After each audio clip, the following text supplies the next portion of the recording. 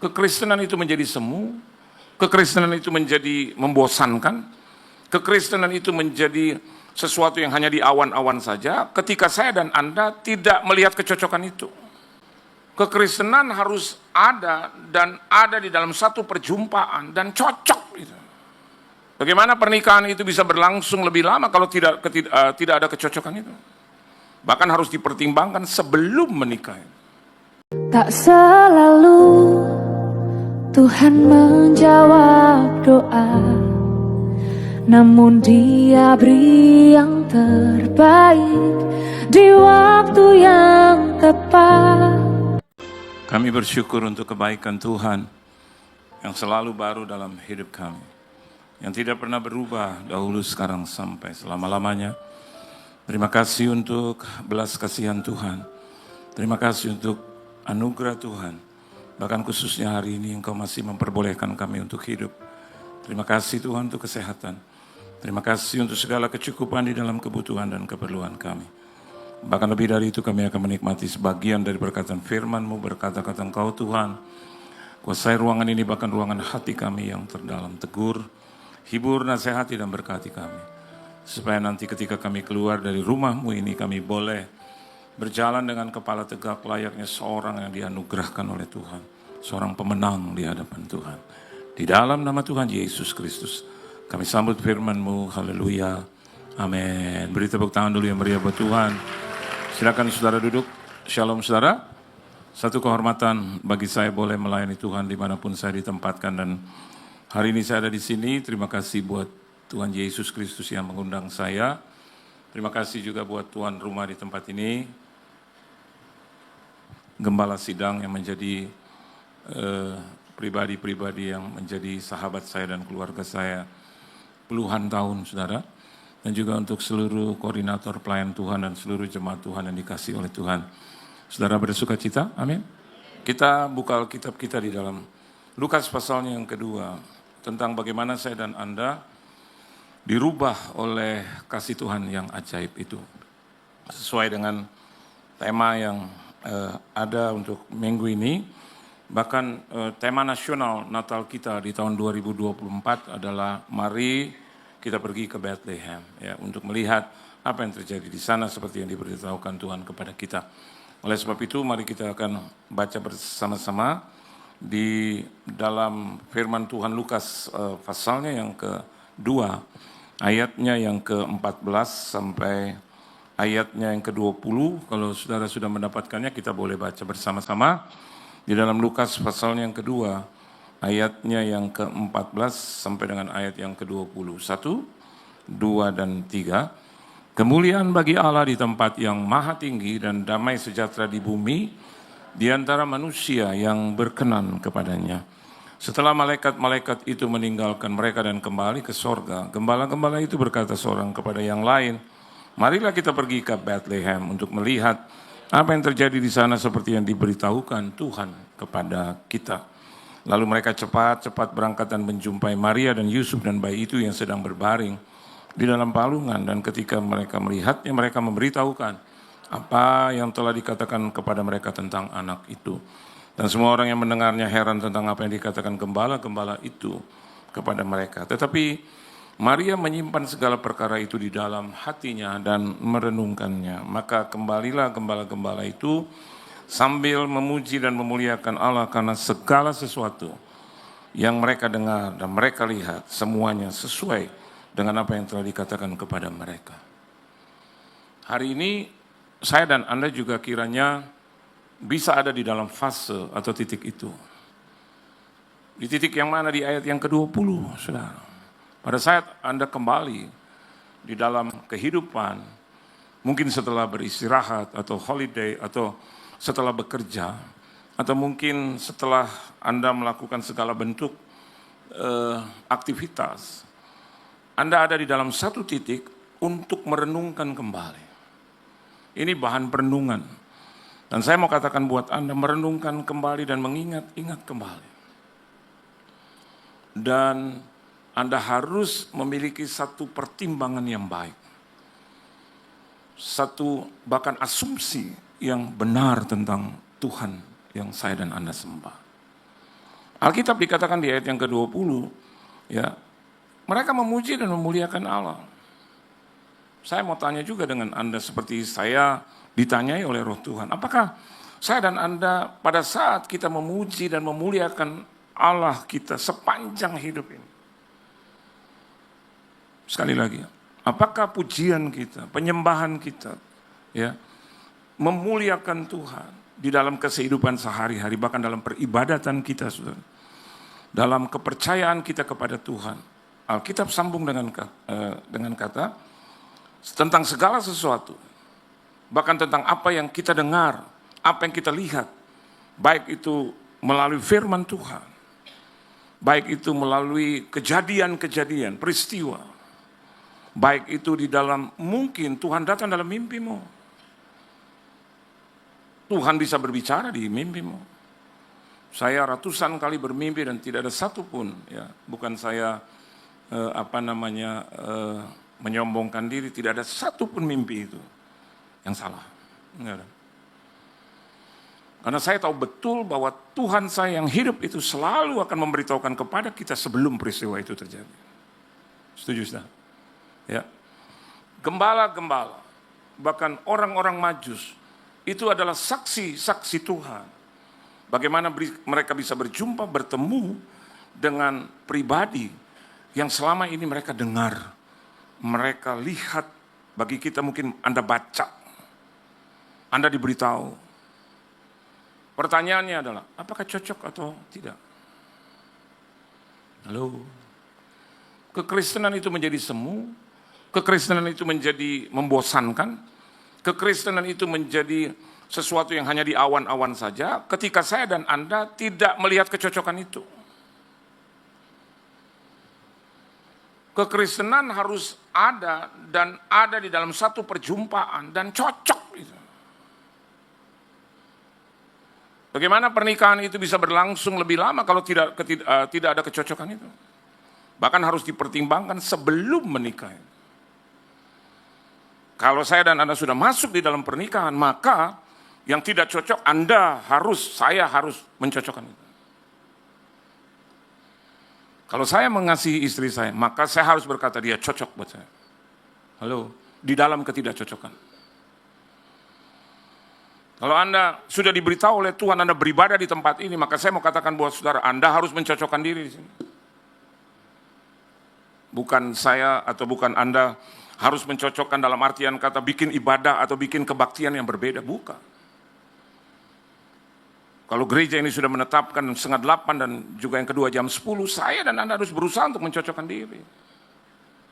Di dalam ketidakcocokan jadwal kita gitu loh. Karena hidup ini harus diajar, dibentuk sedemikian rupa untuk mendapatkan nilai kesempurnaan itu. Saya dan Anda belum ada di dalam kesempurnaan, tapi kita sedang menuju kesempurnaan itu. Maka cocokkan dirimu dengan Tuhan. Amin, saudara. Your timetable, your schedule harus dicocokkan. Pesawat tidak akan pernah bisa menunggu kita. Pesawat punya schedule masing-masing. If you are not there, in the airport, maka you will be left. Being left, Anda akan ditinggalkan. So, kita yang harus mencocokkan diri. Kalau pesawat itu jam 7 pagi, saya yakin dan percaya Anda harus bangun jam 3, karena Anda mau keluar negeri. Dan jam 4 setidak-tidaknya, atau bahkan jam 3 Anda sudah harus ada di sana. Kenapa demikian? Harus menyelesaikan segala sesuatu. Loh, kenapa kalau kita kebaktian, Tuhan yang harus cocok dengan kita? Halo? Enggak bisa bangun, Tuhan. Persoalannya saya orang Manado. Enggak ada urusan dengan Manado. Saya orang Sunda, Tuhan. Kalau makan, itu makanan Sunda. Kalau kenyang, sekenyang-kenyangnya. Hampir nggak bisa bangun, Tuhan.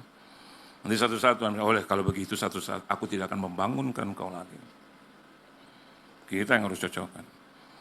Bapak Ibu Gembala sudah bilang, Pak Yohan, Bu Sri, tanggal 8 ya, jangan lupa ya, ibadah 2 kali. 7:30. Nah, saya ada di dalam keadaan sibuk, terus kena sakit. Sampai hampir nggak bisa bangun, bahkan istilah saya nggak mau bluffing, tapi hampir liwat gitu. rasa gitu. Aduh. Sampai didatangkan infus dari luar untuk diberikan vitamin buat saya. Sampai, kalau Anda bilang itu bisa ada di viral Pak, itu bukan saya, anak kandung saya itu. Yang bikin Papa bilang, ayo aku tetap sehat, kuat dalam nama Tuhan Yesus. Dalam keadaan seperti itu saya dan istri saya tidak boleh telepon ibu dan bapak. Bisa nggak kalau jam 7:30 dirubah jadi jam 5 sore? Ibu akan bilang kurang ajar banget kalian. Bapak akan bilang, aduh nggak tahu ya peraturannya. Kenapa kita sebagai orang Kristen, orang percaya sudah ditebus?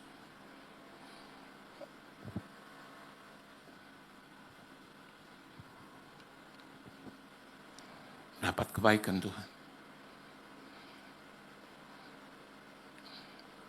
Kenapa kita suruh Tuhan mencocokkan? Sudah cukup. Dia berikan nyawanya.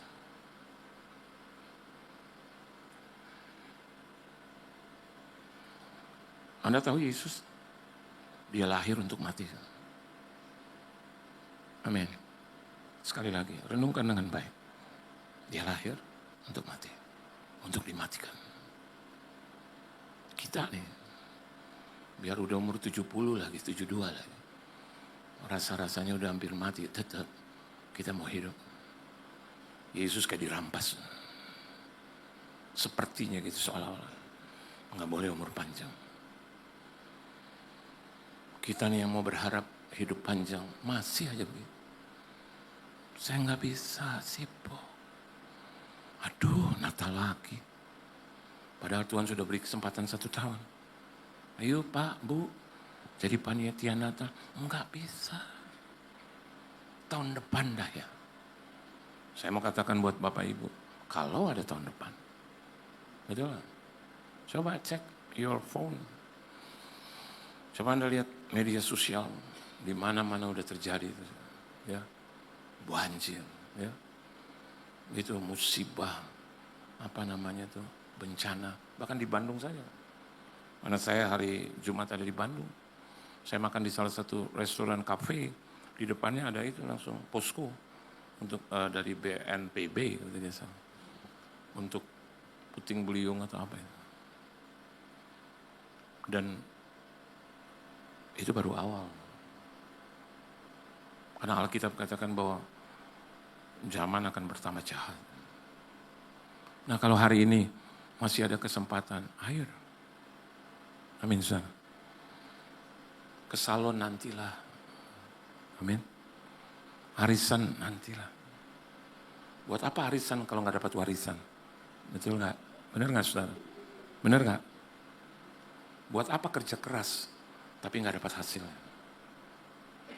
Tapi Alkitab bilang orang yang takut akan Tuhan akan dipelihara Tuhan. Kuncinya di situ. Bukan kita menjadi orang-orang yang malas. Buat apa juga terkenal di muka bumi, tapi nggak masuk surga. Buat apa Anda bisa menghafal A, B, C, B, C, A, B, C, B, C, A, B, C. Tapi begitu di sini, kau tunjukkan, Anda ini lagu apa sih? Padahal kalau Anda nyanyi, kau tunjukkan kasih setiamu. Tahu nggak intinya apa? Ada pribadi yang Anda sedang tuju. Tapi begini, A, B, C, siapa yang Anda tuju siapa? A, B, C, B, C, A, B, C, B, C. Bruno Mars, dia nggak kenal kita. Pink. Bahkan boneka-bonekaannya aja tuh terkenal banget. Dia cuma pakai di kita, semua orang berduyun. Sampai antri, waiting listnya panjang. Sampai nungguin lagi. Padahal itu kan cuma buatan manusia. Tapi sorga adalah tempat tinggalnya Tuhan. Yang pernah dijanjikan oleh Yesus. Dia bilang apa? There are many mansions in my Father's house. Ada begitu banyak tempat tinggal. Rumah besar. Aduh. Banyak orang seringkali beribadah gitu. Hujan Pak, hujan.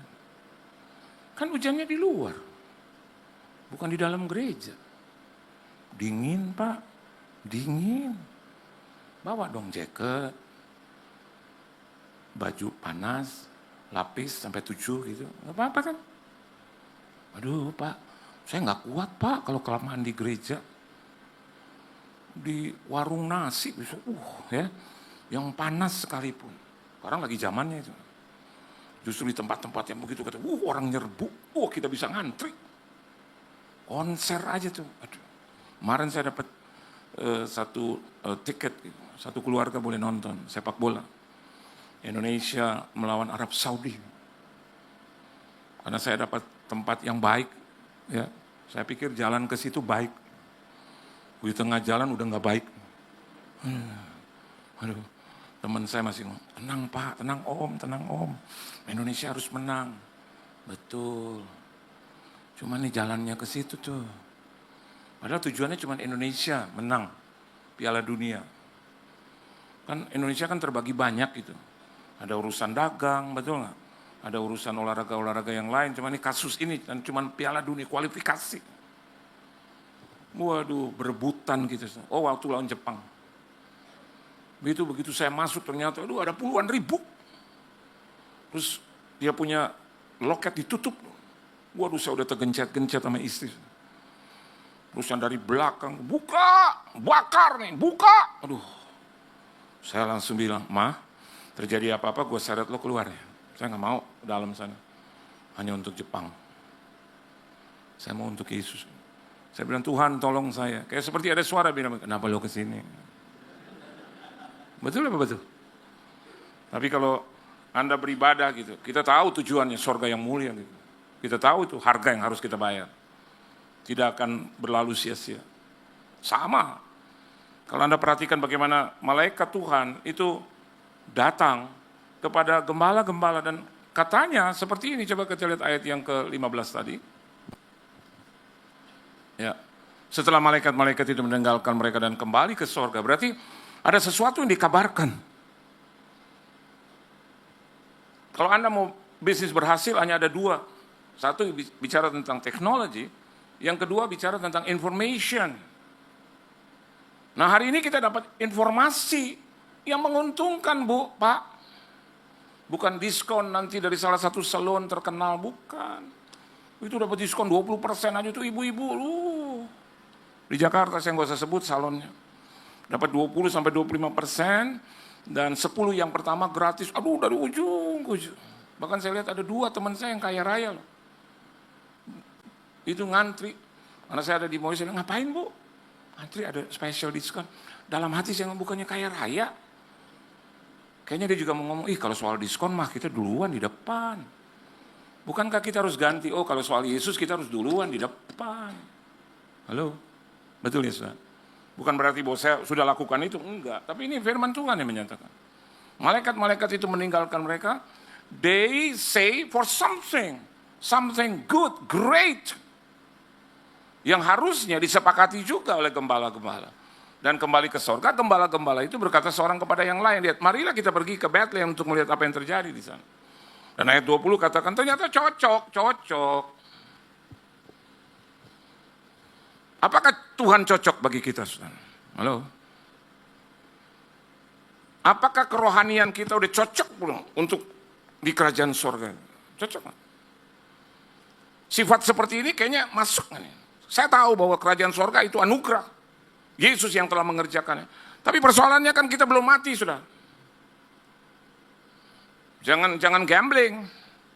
Gue berpikir ya nggak apa-apa lah. Gue homo juga nggak apa-apa.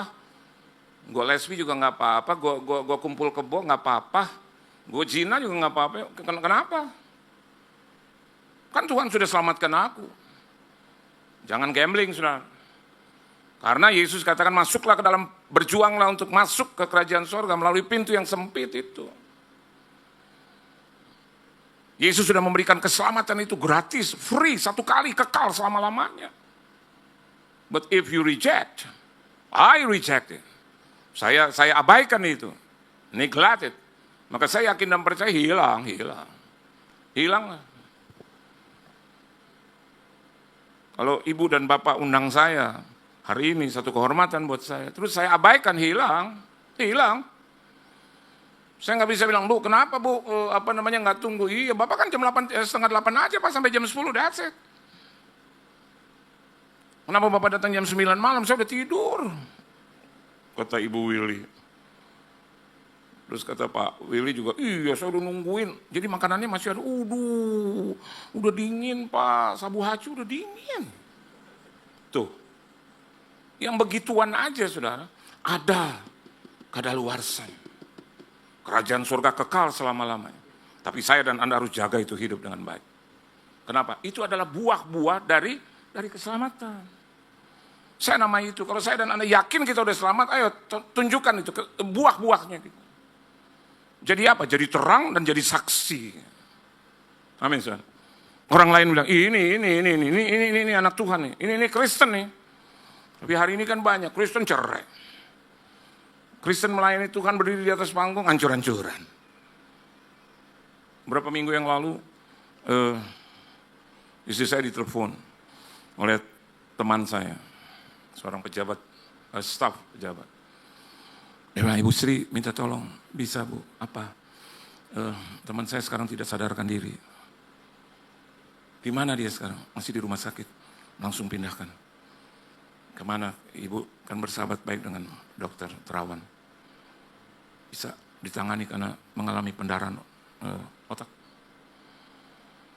Kenapa? Lagi makan. Usia 50-an. Gagal. Gagal. Mungkin saya kalah gagal. Gagal. Dan good looking. Makan, bareng-bareng masih ketawa-tawa. Terus tiba-tiba, bilang, aku rasa nggak enak badan. Terus dia berhenti makanannya, terus dia jatuh. Terus pingsan. Kaget teman-teman. Telepon kanan kiri, bawa ke rumah sakit. Ambulans datang. Dan ternyata cek and recheck. Pendarahan otak. Begitu cepat. Unpredictable. Anda bisa memprediksi hidupmu dan kesehatanmu? No. Sekarang penyakit langsung zoom, ya kan? Zoom. Kayak apa? Kayak wus. Nyampe deh udah, ya kan? Kita nggak tahu kita udah di mana nih. Wus kan.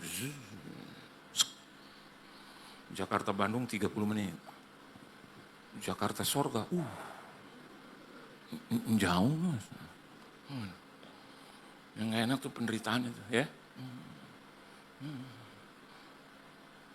Dan tidak sadarkan diri, istri saya langsung telepon, dan pada saat itu dia masih ada di Magelang, lagi dengan presiden, dan dia memerintahkan staf untuk langsung melakukan operasi jam-jam 10 malam, 9 ya, nggak sadar. Setelah dioperasi beberapa hari, nggak ketolong, meninggal. Bukan itu yang saya mau ceritakan. Ketika meninggal, istri saya juga masih menunggu, mayatnya sedang dimandikan, terus datang, tiba-tiba ada perempuan datang langsung nangis sendiri.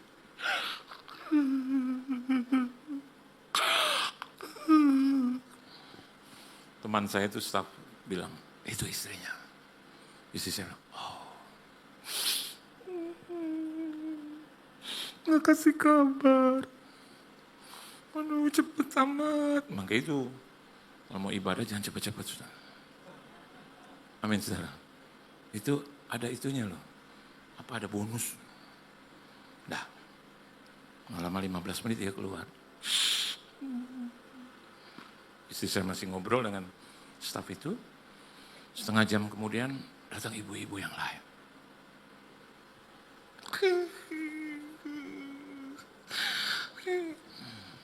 Teman saya yang staf itu. Ini kayaknya yang istrinya. Istri saya, yang tadi saya agak lupa ya. Iya ini. Tadi kayaknya itu istrinya juga. Ini, ya sudahlah, urusan Tuhan. karena dalam keadaan duka kan. Itu nangis, keluar. 20 menit kemudian, perempuan lain datang. Tapi dengan anak-anak. Staf itu bilang, ini asli istri. So, pertanyaannya begini. How many wives that he had? Ternyata betul, dia punya 3 istri. Nah, ya, saya lihat ada ibu-ibu, ya. Ibu giok langsung. Hati-hati bu, sebelah kanan nanti kena. Betul nggak? Pak, Bu, hamba Tuhan. Betul. Khotbah. Biar dia khotbah, ganteng, hamba Tuhan, tapi mampu membuat ibu giok. Berarti kan yang jauh lebih penting adalah tindakan perbuatan. Betul nggak? Iya. Jangan sembarang hidup jadi orang Kristen. Rupanya Tuhan udah bilang berkali-kali tuh, umat,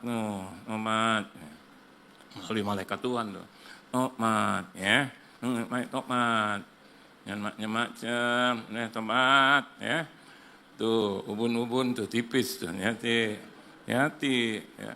Itu yang membuat hari ini, walaupun meskipun, ya, saya lihat di luar bagus-bagus, tapi untuk membuat saya mau pelipis saya itu ada penahan. Saya suka bilang saya nggak mau pecah pembuluh darah, saya nggak mau itu pendarahan otak, saya nggak mau. Saya mau darah saya normal, saya mau otak saya bagus gitu, bagus. Biar akhirnya saya khotbah juga bagus, melayani Tuhan juga bagus, hidup juga jadi bagus, jadi terang, jadi saksi gitu. Ya kalau otak saya udah nggak bagus, Ibu Willy masih mau undang saya. Pak Johan, ini siapa ya? Aduh, kata Ibu Willy, aduh gimana ya? Ngomong tentang jadwal tahun depan. Saya Ibu Willy, Ibu Willy, aduh Bu Willy yang di Semarang ya, aduh. Ibu rasanya, udah deh Pak Johan ya, sampai ketemu ya. Cuma ada nanti yang jadwal terakhir, iya, 5 tahun lagi ya, udah capek. Terus saya jalan, Bu Willy maaf, saya naik ke atas, saya nggak tahu panggung di mana. Saya nggak lewat situ, saya merangkak naik ke sini. Itu jemaat lihat saya kayak gimana tuh, akan begini. Pak Willy nggak salah nih. Kayaknya suruh Pak Minadi aja nih yang khotbah. Ngapain dia? Benar. Itu yang saya jaga sembari. Saya lebih baik nggak terkenal. Saya lebih baik bukan siapa-siapa, tapi saya mau Tuhan kenal saya. Hidup menjadi nggak penting. Karena bagi saya, mau perpanjang umur, mau 100 tahun, 90 tahun, yang penting Tuhan kenal saya. Dan dia memperhatikan saya. Nah, hal yang pertama yang Anda dan saya harus lakukan untuk menjadi, ternyata kasih Tuhan mengubah hidup kita. Dimulai dari ajakan itu, saudara. Maukah saya dan Anda tuh menerima ajakan itu tuh? Itu kan marilah tuh kan artinya diajak. Gitu. Ya, kalau Anda ke gereja beribadah, saya yakin dan percaya itu pasti Tuhan ajak Anda tuh, pasti.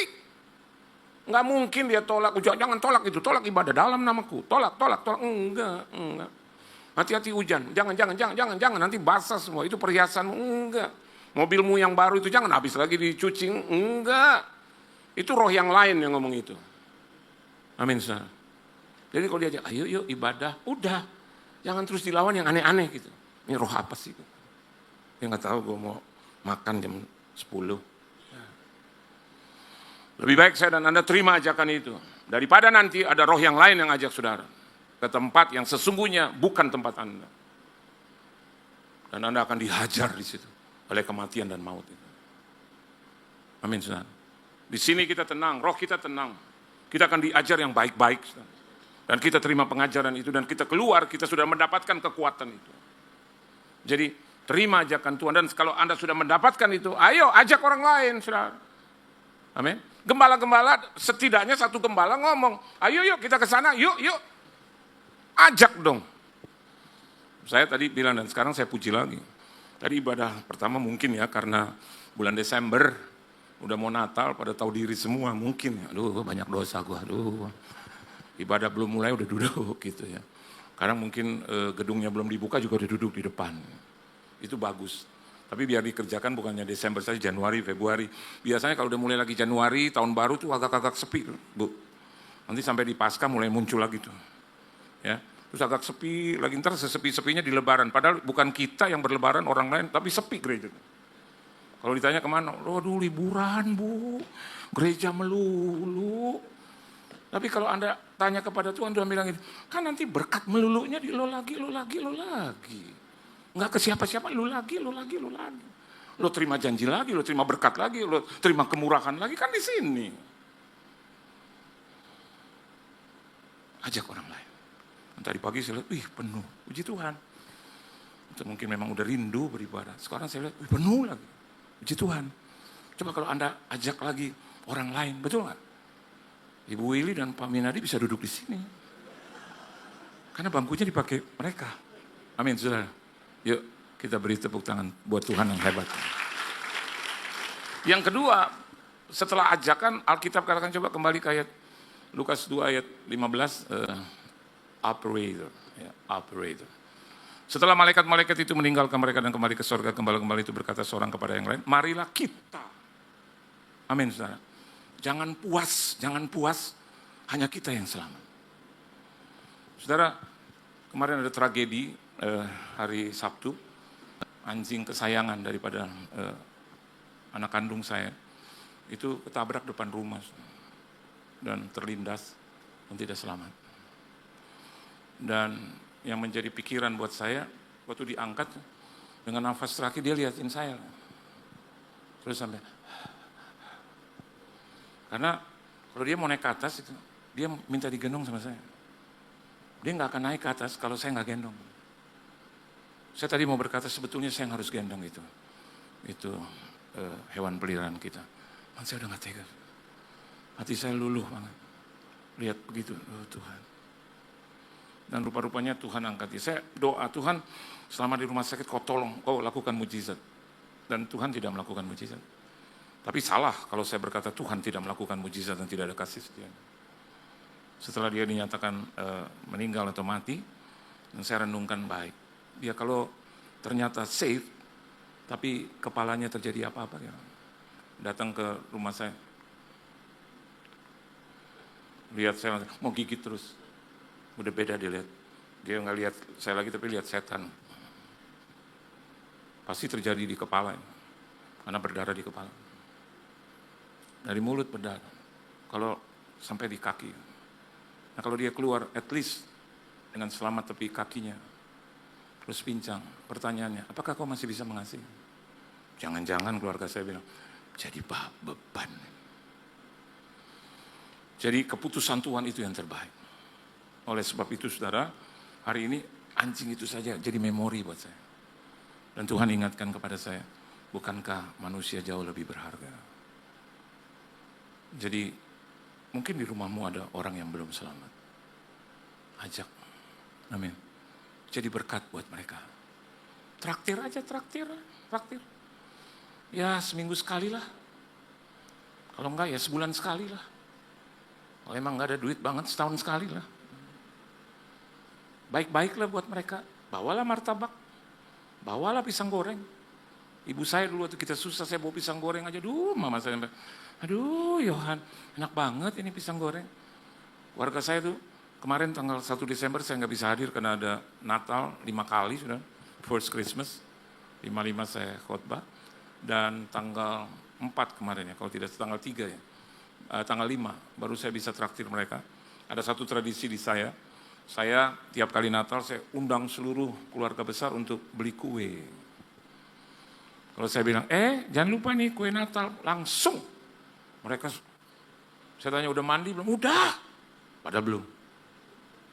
Nah, bisa rame-rame kita ke kue itu selama mama saya masih hidup, papa saya masih hidup, kita udah ke situ. Dan saya tinggal duduk dan kakak saya lagi sakit, aku nggak bisa pergi. Lo nggak bisa pergi, tapi kuenya tetap datang ke rumah. Oke, video call, mau kue apa aja, langsung di video call. Mau yang ini. Maksud saya pilih gitu. Kayaknya kenapa semuanya mau lo gitu. Mau ini juga mau ini boleh. Tapi kebanyakan enggak. Yang penting lo hidup. Dia cancer tapi dia sembuh. Yang ini, aduh udah kebanyakan kali ya. Nyusahin, enggak ada yang susah. Karena kau manusia, kau adalah kakakku. Kita pernah tidur bareng berlima, bertujuh dalam keadaan susah. Jadi Alkitab katakan, yuk kita, jangan hanya sendiri. Kalau perlu ke gereja tuh, saya yakin Pak Willy dan Ibu pasti senang kalau satu keluarga. Tadi dengan Pak Kurnia ya, langsung aja, ayo kita ikut makan, Pak Minadi, yuk kita makan. Dia nggak makan sendiri, dia undang yang lain. Saya tahu juga risikonya, ada uang yang jauh lebih besar keluar, tapi senang. Tapi Pak Willy saya yakin nggak ajak semua. Karena keliwatan nanti pengeluarannya, saudara. Ini udah berapa ratus ini. Ya. Saya senang kalau keluarga saya itu sama-sama, tiap hari Minggu selalu kita sama-sama. Saya suka lihat wajah-wajah mereka. Karena bagi saya keselamatan bukan saya karena saya pendeta hamba Tuhan, tapi juga buat mereka semua. Mulai dari orang dalam, mulai dari yang kita kenal, yang kita kasihi, baru nanti kita keluar. Dan yang terakhir, Alkitab katakan pergi di situ, itu bicara tentang bergerak. Amin. Jangan jadi Kristen yang diam. Jangan jadi Kristen yang hanya cuma melihat, ya udah. Bukan urusan gua. Natal bukan urusan gua. Menjadi panitia ya silakan, gua sih enggak. Bergerak. Kalau Anda nggak ada waktu, Anda nggak punya mungkin uang gitu, ya mungkin tenagamu dibutuhkan atau doamu dibutuhkan. Dan Alkitab katakan konsekuensinya ke Bethlehem. Di dalam bahasa Arab, Bethlehem itu dikatakan roti daging. Tapi dalam bahasa Hebrew di situ dikatakan, atau Ibrani, di situ dikatakan tentang rumah roti. Saudara, saya mau katakan buat Anda, ketika kita terima ajakan Tuhan, dia tidak membawa kita ke tempat-tempat yang bahaya, tempat-tempat yang tidak menjanjikan. Tapi dia selalu membawa dan memberkati kita, seluruh hidup kita, keluarga kita, ke tempat-tempat yang nyaman. Tempat di mana saya dan Anda diberkati. Tempat di mana saudara bisa merasakan kebaikan Tuhan. Saya bisa merasakan kebaikan Tuhan. Dan hari ini, marilah sama-sama kita bisa merayakan Natal dengan baik. Dan kita renungkan firman Tuhan ini. Bahwa sesungguhnya kasih Tuhan itu yang mengubah hidup kita. Gembala-gembala adalah seorang atau pribadi atau kelompok yang biasa. Tapi Yesus juga lahir di tempat yang hina. Artinya dia juga memperuntukkan hidup dia, bahkan kelahiran dia, untuk semua orang, dimulai dari yang paling bawah. Anda tidak boleh, saya tidak boleh untuk bilang bahwa ya itu buat kelompok sana, ya itu untuk kelompok sana. Tapi Yesus buat semua kelompok. Saya tadi lihat Natal sekolah minggu dan juga Natal umum. Jesus for all and all for Jesus. Itu sangat baik. Karena dia datang untuk semua orang. Jangan bilang karena kita susah, karena kita miskin. Justru dia datang untuk yang miskin dan yang susah. Untuk diberikan kelimpahan. Tuhan Yesus memberkati saudara. Selamat Natal. Haleluya. Tunduk kepala kita berdoa. Terima kasih Tuhan. Kami diperbolehkan oleh Tuhan. Diizinkan. Bahkan dilayakkan oleh Tuhan. Untuk pergi ke Bethlehem. Untuk menerima berkat Tuhan. Anugerah Tuhan. Janji Tuhan. Untuk menerima makanan dari Tuhan. Untuk menerima yang baik dari Tuhan. Oleh sebab itu biarlah Natal ini menjadi renungan bagi kami. Ajar kami untuk menerima ajaran, ajakan Tuhan. Dan kami juga mengajak, bahkan memberitahu kepada orang lain, mengajar orang lain. Bahwasanya kedatangan Yesus itu buat mereka semua. Ajar kami juga untuk bergerak, bukan hanya diam, bukan hanya melihat di dalam kediaman, tetapi kami bergerak kalaupun kami tidak memiliki tenaga yang lebih, ataupun kami tidak memiliki waktu yang banyak. Mungkin ada dana atau keuangan kami yang cukup. Kalaupun kami tidak memiliki dana yang cukup, mungkin kami punya waktu, ataupun kami memiliki tenaga yang kami bisa berikan untuk hormat kemuliaan nama Tuhan. Dan ajar kami juga Tuhan, untuk bukan hanya kami, tapi seluruh keluarga kami boleh diselamatkan oleh Tuhan. Kami mau ajak mereka semua menerima keselamatan itu. Dan kami menjadi orang-orang yang bergerak. Orang-orang yang selalu ringan tangan untuk itu. ringan kaki untuk hormat kemuliaan nama Tuhan. Karena dua hal yang kami tahu, tidak ada yang kebetulan bagi Tuhan dan tidak ada yang mustahil bagi Tuhan. Ajak kami, ajar kami, dan biarlah kami mengajak dan mengajar juga orang lain untuk sama-sama menyembah, mempermuliakan nama Tuhan. Berkati seluruh keluarga anak-anakmu, bisnis usaha mata pencarian, pekerjaan, perusahaan, perekonomian, kesehatan, tubuh, jiwa, dan roh mereka, finansial, keuangan mereka Tuhan, bahkan pelayanan mereka, pergaulan, jodoh, studi, pendidikan, bahkan juga pelayanan gereja mereka, di mana saja mereka berada diberkati dan jadi berkat. Dan biarlah mereka juga bisa merayakan Natal dengan cukup, dengan rasa cukup, memenuhi segala kebutuhan keperluan mereka, dan layak mereka bisa merayakan Natal bersama seluruh keluarga mereka. Di dalam nama Tuhan Yesus Kristus kami sudah berdoa, mengucap syukur dan berterima kasih. Haleluya. Amin. Selamat Natal buat saudara. Tuhan Yesus memberkati. Tak selalu Tuhan menjawab doa, namun Dia beri yang terbaik di waktu yang